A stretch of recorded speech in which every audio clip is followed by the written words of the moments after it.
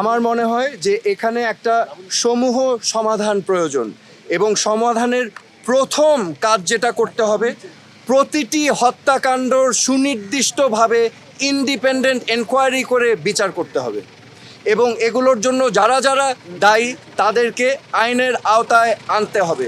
বিচার বহির্ভূত কোনো হত্যাকাণ্ড করা যাবে না এবং আমাদের এই সমাধান রাজনৈতিকভাবে করতে হবে। এই সমাধান সবাইকে নিয়ে আলোচনার মাধ্যমে করতে হবে।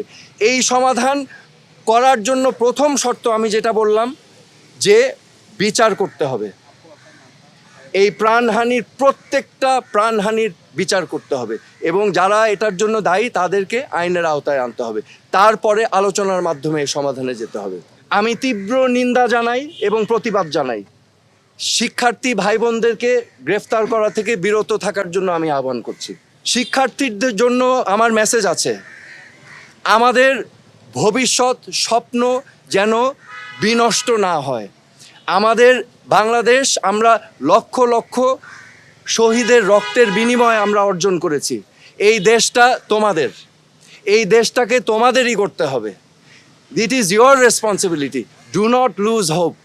ওকে, এবং সামনের দিক ভালো দিন আসবে, কিন্তু এখন কষ্ট করতে হবে। হোপ আশা ছাড়া যাবে না। এই দেশটা তোমাদের সম্পদ, তোমাদেরই করতে হবে। তোমরা ন্যায় পথে থাকবে, সত্যর পথে থাকবে, অন্যায়ের বিরুদ্ধে প্রতিবাদ করবে। আমি এই প্রশ্নটাই করেছিলাম যে এই 6 জনকে কি অতি সত্বর ছাড়া হবে কিনা। প্রতি উত্তরে আমাকে জানানো হয়েছে, হারুন সাহেব আমাকে, ডিবির প্রধান সাহেব আমাকে জানিয়েছেন যে ঊর্ধ্বতন কর্তৃপক্ষের আদেশ আসলেই সেটা করা হবে। এখন উনি বলতে পারছেন না কখন। সো সেফ কাস্টডিতে আছেন অ্যাকর্ডিং টু দেম।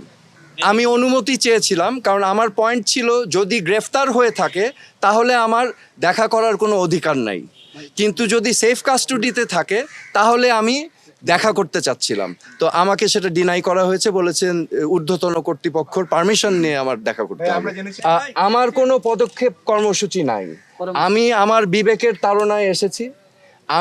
যেটা আমি দেখছি চারিপাশে মানুষ যেই প্রশ্নগুলো করছে, যেই জবাবগুলো চাচ্ছে, আমি সেটাই জানতে এসেছি একজন নাগরিক হিসাবে। কিন্তু আমি বলেছি আমার একটা পরিচয় আছে, এই দেশের উপর আমারও হক আছে এবং সবার হক আছে। সো আমি সেই জন্যই এসেছি এখানে।